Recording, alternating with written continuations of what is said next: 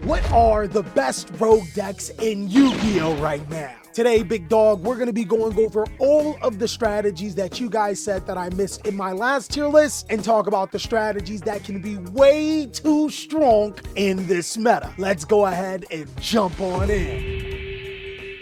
What's going on with y'all, big dog? And it is an amazing day for Yu-Gi-Oh! I hope that your day phenomenal. But if it isn't, don't let what happened at the beginning of your day ruin the rest of your day. Now, for this budget tier list, just like any of my tier lists, there is a criteria. I built this budget tier list with a couple of things in mind. The first is I wanted to pick strategies that I missed in the comment section of my last tier list. Trust me, big dog, I actually spent a couple of hours going through comments, scouring and trying to figure out how can I fit your deck in this tier list. But that also brings me to my next criteria. I think in order for me to consider a strategy a Rogue Yu-Gi-Oh strategy, it has to be one of the decks that isn't necessarily really popular or meta, but most importantly, it has to have some type of viable way to be able to compete against the meta. I promise you, big dog, if I did it any other way, this tier list would be 2 years long, and you probably would like that, but nobody else would. And by nobody else, I mean my wife and kids. They sitting there right now waiting on me to leave. So what I tried to do here is pick out players' favorite pet decks that fit that criteria, but also are a little bit more on the expensive side. And the reason why is because in the next week, we'll talk about some budget strategies that you could be using that will fit that criteria as well. It is the best way that I can do by getting as many strategies as possible while also not making this video ridiculously long. And of course, the last criteria, one of the more important things, is how strong are these strategies into the current meta. Right now, we already know some of the most powerful cards in the game are hand traps like Infinite Impermanence, Effect Veiler, and Ash Blossom, but of course, the big old Rocky boy. You still cooking right now. And while we don't know the meta, we know some popular decks that are going to be played are Memento, Snake Eyes, Fiendsmith, well, anything Fiendsmith. And this tier list is going to be dedicated to showing you strategies that can either adapt to those situations or beat those particular decks and cards. So let's go ahead and start this tier list because your boy been yapping. Rescue Ace is the deck of the hour. I'm still in danger. Rescue Ace is easily an all-time favorite Yu-Gi-Oh deck of mine. It's one of the few strategies that I regret that I don't have collector's rares because them things expensive. I think the only reason why it makes this tier list is because it's a strategy that just isn't popularly played. I think that this deck can challenge. Now, when Rescue Ace was on the top of the world of when it came to meta decks, Promethean Princess actually didn't exist, and that card changes the entire landscape for this deck. Promethean Princess actually makes preemptively using cards like Effect Veiler and Infinite Impermanence on Rescue Ace Turbulence when they summon SP Little Knight useless, because all they gotta do is link into Promethean to summon back the Turb and then activate its effect. This deck can also ironically even play around Nibiru, using SP Little Knight to banish Rescue Ace Turbulence. You can then follow up by summoning Preventer, and then when that link summons, you bring back the Turbulence. Oh no. I think because of its ability to be able to play through hand traps a lot easier now, and the fact that it does have access to Fiendsmith, as well as being able to combat some of the strongest decks in the game, it is easily one of the best rogue decks you can pick. On the flip side, Dinos, well, they've been fossilized for a long time. Ban list can't help is actually where I'm gonna put Dinos, which is kind of funny because the ban list can help. You know, Konami, what's really funny is that when we were complaining about the Tenpai Dragon field spell, we were saying we wanted Misk off the list, not the Tenpai Dragon field spell to join Misk. And at this rate, I don't think we're ever gonna get that. Now, I did talk about Centurion in my best decks tier list, and genuinely when it comes to rogue strategies, this is exactly what you want inside of a strategy. Yes, it's not the strongest deck right now, but the good thing about Centurion is that we know that it's getting more support, and this deck has so much potential. Has it lived up to its potential? Have you lived up to your potential? My mom said I was going to be a doctor and a lawyer. I wound up being a trash content creator that can't crack more than 20,000 views a video. So no, none of us are living up to our potential, but I still believe in every single one of us. What's really cool is that even if Centurion doesn't become a good deck in the TCG, it's actually a crazy strong deck in Master Duel. So you're not necessarily wasting your time if you decide to take your talents over there to be able to become successful. Now, Unchained is one of the most unfair hit decks in the history of Yu-Gi-Oh! I know I'm talking about Ritual Beast, which unfairly got Kanahawk limited at one point in time, and I know I'm talking about Dinos, which unfairly got Misk. It was unfair. fight your mama. Shivaro the One was straight up a hit to solely Unchained, and we're starting to see that with Yubel deck list on Master Duel and whatnot. I think even though we're going to the Year of the Fiend, Unchained is going to struggle because it takes a damn good pilot. This is easily one of the hardest decks of all time to play. And with your best card being limited, your margin for error is even lower. But one of the best things about Unchained is that if you can cook with this deck, you're still cooking in this format, especially if you incorporate the Fiendsmith card. Vanquish Soul. Vanquish Soul. You know, I actually did get a max rarity Vanquish Soul deck, and I don't want to show anybody again. I have a strong feeling that this will also be talked about on our budget tier list. So right now, do not buy Vanquish Soul, guys. It's more than likely getting reprinted, and it's going to be incredibly cheap. Right now, I would put Vanquish Soul 100% in needs help. With Pot of Prosperity getting hit on the ban list, being limited to 1, this deck has even less resources for Razin. But yeah, no, it's still fine. Snake Eyes still has 12 ways to Snake Eyes, and we got like, what, 5 ways to Razin? And to be honest, that's exactly what this deck needs help in. I mean, for Christ's sake, Centurion gets like 5 waves of support. Memento's getting 5 waves of support. Valmonica has more support than... I'm sorry for crashing out, guys. I'm just really passionate about Vanquish Soul. It does not deserve to be ignored like the middle child. Now, I'm not gonna cap. I've had terrible takes about Sprite. I said the deck was too weak when it was actually a crazy good deck. I said the deck was a little too strong when the deck wasn't strong enough. I am not messing up with this take. I think Sprite is one of the decks that can challenge. Listen out. Hear me out, guys. Sprite literally lost nothing to the ban list. I mean, if anything, it actually gained something with Thunder Dragon Colossus. Did we forget that Sprite monsters are thunder? I think one of the best things about Sprite is that while in-negation boards got weaker for other strategies, Sprite got stronger. And more importantly, Sprite didn't lose totally awesome, which is still very playable for this deck. It's a strategy that's always been really, really good against hand traps. And since Nibiru the Primal Being is the best hand trap right now, this deck skates past this. My only genuine problems with this deck is its power. Being able to summon enough powerful cards. Yes, Ice Barrier. All right, you got me. I was completely wrong about Ice Barriers. And I know all 5 of you Ice Barrier players are jumping for joy. Seeing this deck on Master Duel, seeing this deck in real life, gave me more hope for this strategy. It's genuinely one of those strategies that I think takes a good pilot. That Lancia Ancestral Dragon, holy. I have never been cooked by a card so bad. The only problem is this particular deck does lose to cards like Triple Tactics Talent or Change of Heart and stuff like that. But other than that, I think that Ice Barriers is a solid deck with the right player. Solomon Great, bro. Look, so the good things about Solomon Great, we talked about it. This is one of those Year to Fire decks. This is one of them ones and it didn't get hit. The bad thing about Solomon Great,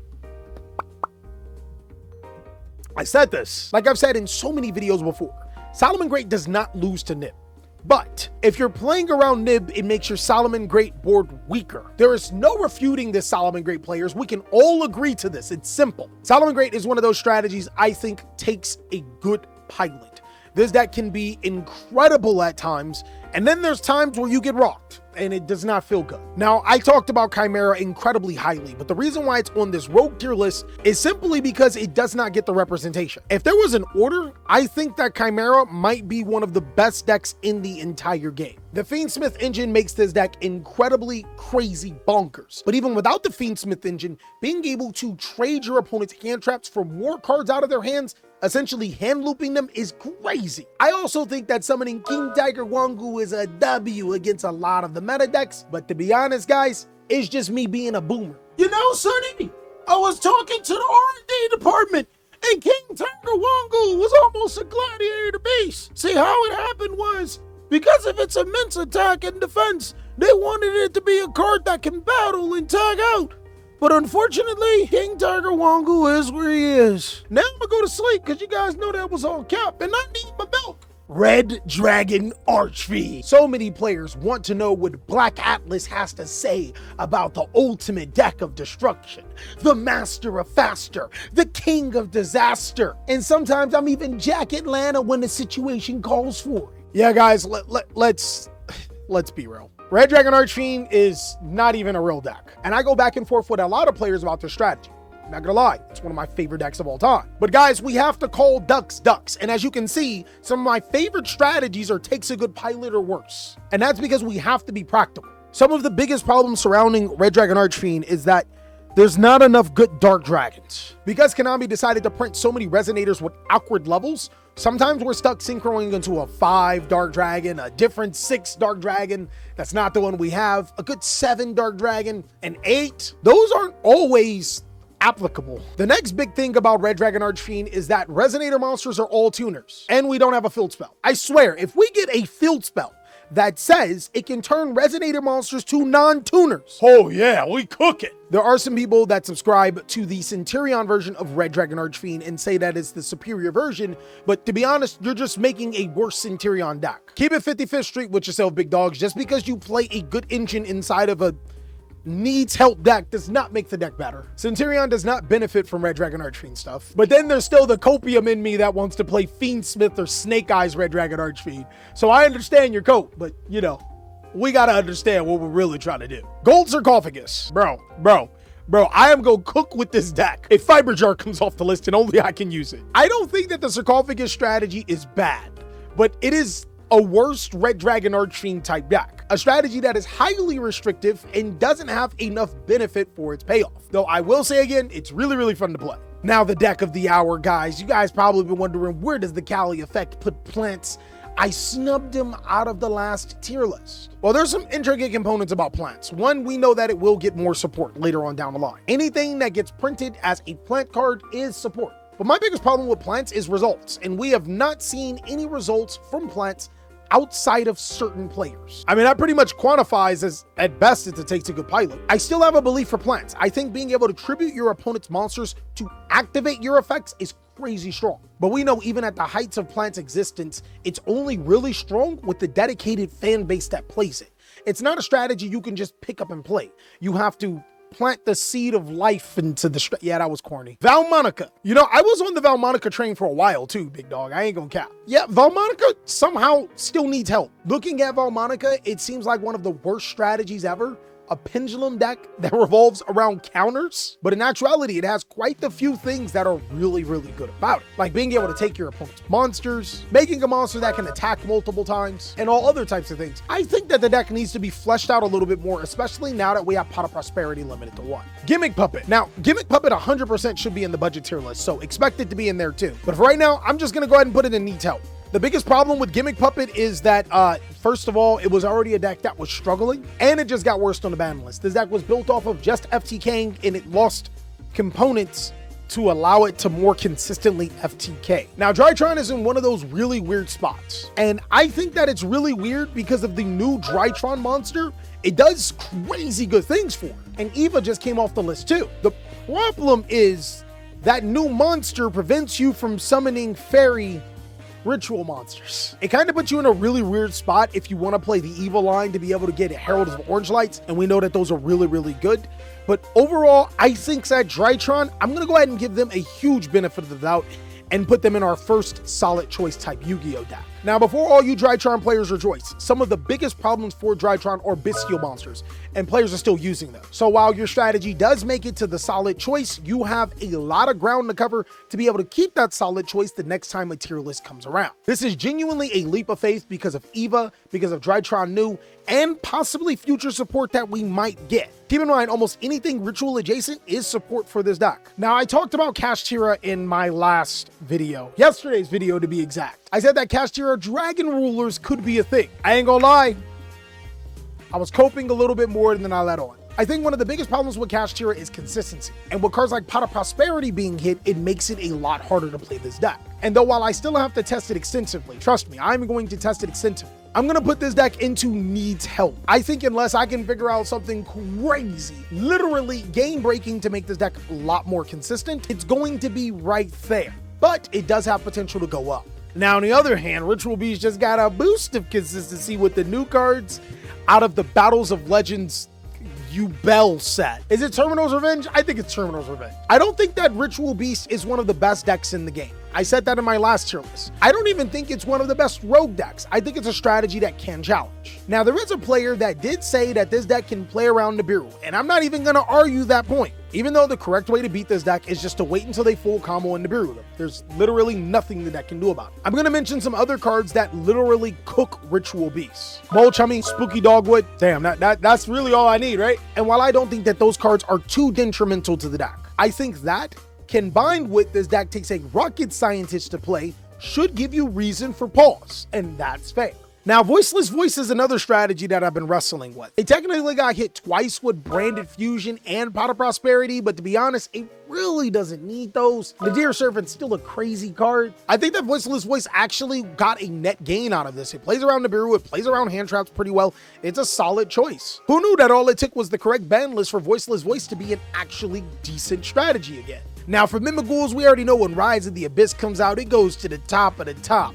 But for right now, I'm gonna put it in needs help. Mimighoul was a flash in the pan. It showed us some really good things, but I think we need a little bit more support to push it into competitive relevancy. Keep in mind, there are some really good TCG exclusive cards that were amazing. The Dangers, Tour Guides, Burning Abyss. So Konami does have the potential to make this strategy crazy. They can also gold pride us, which so close, literally edging us like B-Troopers when it comes to actually making a good deck. Now, I think that Horror Stun is, yeah, no, let that ship go, buddy. Either play Master Duel or let it go. And Labyrinth was another strategy that you guys wanted me to talk about. I saw that everywhere. Now, the pros about Labyrinth is that when you play this deck well, you cook. The cons about Labyrinth is deck building and cooking with this deck. Skill Drain did go to 1, which I think is a pretty fair hit. I think at the very lowest, it's still a solid choice Yu-Gi-Oh deck. And as long as players don't start main boarding Ghost Bell or siding it, which could be possible, I think that it's a really good chance that Labyrinth can go unchecked by a lot of cards and be really, really strong. Now for Raid Raptors, bro, give up the cope, man. I'll be coping with you. Raid Raptors best deck. Double R's own deck. Throw up the gang sign. I even got a Dragon Ball Z Red Ribbon hoodie, and then I say it's Raid Raptor, not no Red Ribbon. I'm thugging like that. But I mean, if we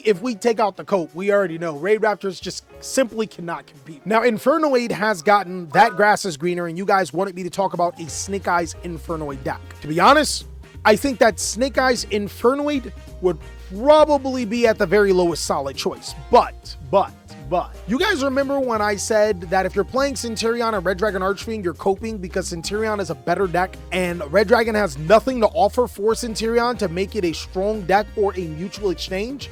That's pretty much the same with Infernoid.